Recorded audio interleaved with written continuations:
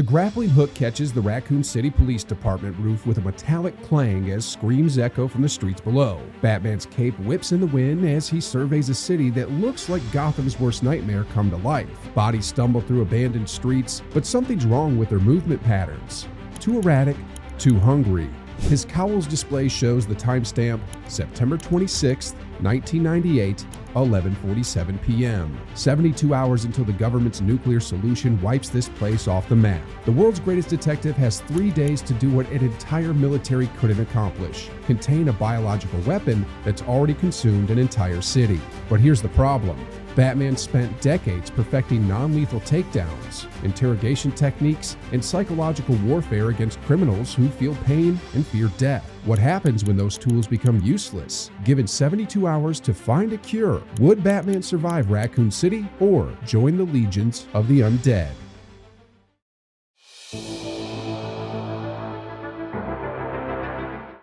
Batman's first move isn't throwing punches. It's gathering intelligence. His detective training kicks in immediately, treating this like any other crime scene investigation. Except this crime scene spans 8 square miles, and the evidence is trying to eat him. The T-virus transmission vectors become his primary concern.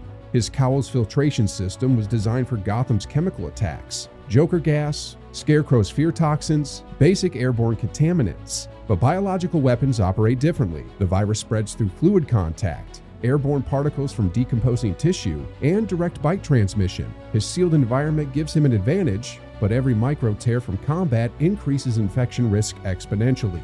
The Bat computer runs real-time analysis on tissue samples he collects, comparing viral mutation rates against his database of known biological agents. What he discovers changes everything. This isn't just rabies or some enhanced pathogen. It's a complete rewrite of human biology at the cellular level. The infected aren't sick people who can be cured. There's something else entirely. His standard Gotham protocols prove useless within hours. Pain compliance techniques that work on drug dealers and mobsters have zero effect on creatures whose nervous systems no longer process suffering.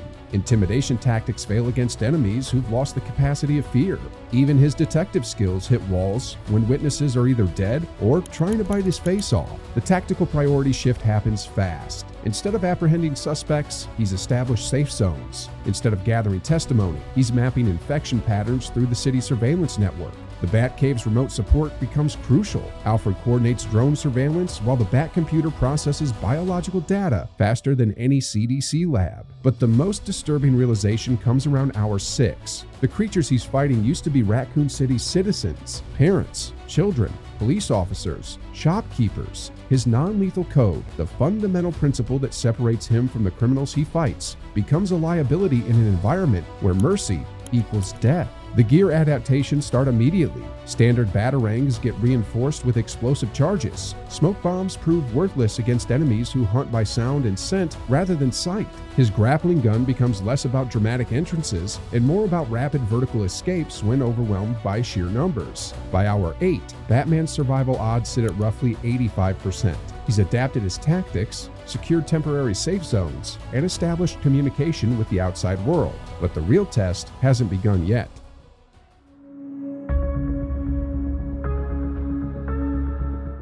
The first pack of infected dogs changes Batman's entire understanding of what he's fighting. Cerberus specimens, German shepherds, twisted by the T-virus into something that belongs in a horror movie rather than a veterinary clinic. Their muscle density has increased 40%. Their jaw strength rivals industrial hydraulics, and they move with a pack coordination that suggests the virus enhances certain cognitive functions while destroying others. Batman's batarangs, designed to incapacitate human targets, barely slow them down. The kinetic energy calculations don't lie. His standard throwing weapons deliver roughly 60 foot-pounds of force, enough to knock a person unconscious, but insufficient to penetrate the thickened skull density of infected tissue. He switches to explosive variants, each detonation a small compromise of his moral code. The Lickers present an entirely different challenge. These wall-crawling nightmares move faster than his grappling gun can extract him from danger. His cowl's motion sensors track their approach, but their speed makes conventional escape routes useless. The physics are brutal. These creatures can maintain 25 miles per hour while crawling on vertical surfaces, their claws finding purchase on concrete and steel with equal ease. Sleep deprivation becomes a factor faster than expected. Batman's trained for extended operations, but this isn't patrol work with brief encounters and downtime between conflicts. This is continuous combat against enemies that never tire, never retreat, and never stop hunting. His reaction time starts slipping after 18 hours of constant vigilance. Decision-making becomes clouded by exhaustion just when precision matters most. Luckily, Batman has the help of Alfred, who's supporting him remotely from the Batcave. Drone surveillance maps creatures' movement patterns throughout the city, identifying safe corridors and predicting creature behavior based on thermal signatures and motion analysis. Alfred's coordination becomes the difference between tactical retreat and being overwhelmed by superior numbers. But the real breaking point comes when Batman encounters his first infected child. A 10-year-old girl, still wearing her school uniform, stumbles toward him with the same hungry expression as every other creature in this nightmare. His non-lethal training screams at him to find another way, to save her somehow. The biological reality screams back that she's already gone, that the thing wearing her face stopped being human the moment the virus rewrote her DNA. The explosive batarang leaves his hand before conscious thought can stop it. The ethical compromise tastes like copper and failure, but the alternative was letting sentiment get him killed in a city where death means joining the enemy. By hour 24, Batman's survival odds have dropped to 70%. He's learning to fight monsters, but the cost is measured in pieces of his soul.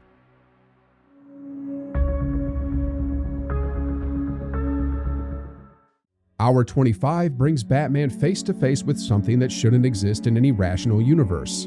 The Tyrant, designation Mr. X, stands 8 feet tall in the R.P.D's main hallway, its gray flesh stretched over impossible muscle mass. This isn't just another infected human. This is biological engineering taken to its logical extreme, a living weapon designed to hunt and kill with methodical precision. Batman's entire arsenal feels inadequate against this thing. His explosive batarangs detonate against its chest with enough force to level a concrete wall, but the creature barely staggers. The kinetic energy that would pulverize human bone structure gets absorbed by tissue density that rivals Kevlar. Real-world taser limitations become painfully obvious. His electrical weapons deliver 50,000 volts, enough to drop any normal target, but the Tyrant's nervous system has been rewired to ignore pain signals entirely. The EMP grenades show more promise. The weapons disrupt the bioelectrical functions that keep the creature's enhanced muscles coordinated, creating brief windows of vulnerability. But brief is the operative word. Maybe 3 seconds before its systems compensate and the hunt resumes. 3 seconds to inflict damage on something that can punch through reinforced steel doors. Batman decides to use 3 EMPs to escape the Tyrant, choosing to avoid a fight that cannot be won. His quest for answers initially leads him to the Raccoon City Police Department. The R.P.D, a beacon of civic duty now overwhelmed by the chaos, provides the ideal environment for his detective work. He bypasses the barricaded main entrance, using his stealth and grappling hook to enter through the rooftops, seeking the archives and a secure computer terminal. Inside the station, amidst the remnants of the police force's last stand, Batman's path subtly mirrors and diverges from that of Leon Kennedy and Claire Redfield. Like them, he navigates the maze of corrupted halls and encounters the undead, but his focus remains purely on intelligence gathering. He uses the Batcomputer's decryption capabilities on a recovered R.P.D terminal, accessing confiscated files and internal memos regarding unusual incidents and corporate lobbying from Umbrella. It's within Chief Iron's grotesque private office and the sealed STARS office that he uncovers the most crucial evidence. A hidden ledger reveals the depth of Umbrella's bribery and control over city officials. More importantly, he finds a series of encrypted schematics and maintenance logs for the city's power grid and water treatment plant, which he deduces are concealing the entrances to several major Umbrella subterranean research facilities. This evidence, cold, corporate, and irrefutable, skips the emotional beat of reuniting survivors, but provides a direct, intellectual path to the source of the infection, a signature move of the Dark Knight that sets his journey apart. The psychological shift happens gradually, then all at once. By hour 30, Batman stops looking for ways to incapacitate the infected and starts calculating the most efficient methods of permanent neutralization. The moral framework that guided him through decades of crime fighting crumbles under biological necessity. These aren't criminals who choose their path. They're victims of corporate bioweapons research. But they're also beyond saving, and sentiment in this environment equals death. Real-world military containment protocols become his new operational manual. Area denial through controlled explosions, quarantine enforcement through lethal deterrence, population control through strategic elimination of high-threat targets. The language sounds clinical, but the reality involves making decisions that would have horrified the man who entered Raccoon City 48 hours ago. The caloric expenditure analysis paints a grim picture. Continuous combat operations burn through energy reserves faster than Batman can replenish them. His body requires roughly 4,000 calories per day under normal circumstances. Extended combat against superhuman opponents while wearing heavy armor pushes that number past 6,000. The city's food supplies are either contaminated or inaccessible, forcing him to rely on emergency rations that won't sustain this level of activity much longer. Physical exhaustion compounds every other risk factor. Compromised gear from repeated combat exposure increases infection vulnerability. Slower reaction times makes encounters with fast-moving lickers potentially fatal. Decision fatigue affects tactical planning just when strategic thinking becomes most crucial for survival. The breaking point arrives when Batman encounters a Nemesis-class Tyrant hunting the remaining STARS members through the city. This creature makes Mr. X look like a warm-up exercise. It carries military-grade weapons, demonstrates tactical intelligence, and adapts its hunting patterns based on its target's behavior. Worse, it can speak, turning psychological warfare back against Batman with taunts designed to provoke tactical errors. By hour 48, Batman's survival odds have plummeted to 45%. He's learned to fight monsters, but the monsters are learning to fight back.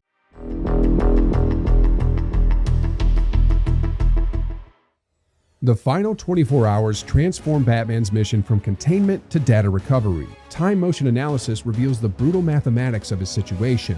One person cannot execute citywide quarantine protocols against a biological weapon that's had 3 days to spread exponentially. The numbers don't lie. Even if he could eliminate every visible threat, the virus has already contaminated the water supply, the soil, and possibly the air itself. The infected humans present an unsolvable ethical question. Scientific analysis confirms what Batman's been fighting to deny. The T-virus doesn't just kill its hosts, it fundamentally rewrites their genetic structure. The people these creatures used to be are gone at the cellular level. What walks around wearing their faces are biological machines programmed for consumption and reproduction of the virus. Mercy becomes meaningless when applied to something that's technically already dead. Quarantine enforcement against panicked civilizations requires tactics Batman never thought he'd use. Survivors who breach containment zones don't understand they're potentially carrying the virus to uninfected areas. Stopping them requires lethal force against people whose only crime was wanting to escape a nightmare city. Each decision weighs against his conscience, but the alternative is global pandemic.